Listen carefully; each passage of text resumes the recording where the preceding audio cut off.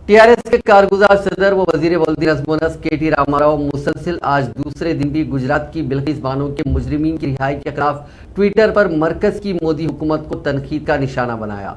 उन्होंने कहा कि इंतखाबात में कामयाबी हासिल करने के लिए सियासी जमातें कई तरह के ऐलानात और वादे करती हैं। आमतौर पर तरक्की, सिक्योरिटी और अवामी बहबूद के वादे करते हुए हमने सियासी जमातों को देखा है, लेकिन अब खवातीन और छोटे बच्चों का कत्ल करने वाले मुजरिमीन को रिहा कर दिया जा रहा है।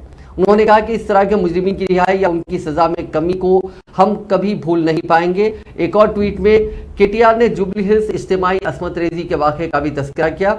उन्होंने कहा कि इस केस में मुलविस खातियों को तेजी के साथ गिरफ्तार किया गया और खातियों को जेल भी रवाना किया गया, लेकिन 45 दिनों के बाद उन खातियों की जमानत मंजूर कर दी गई।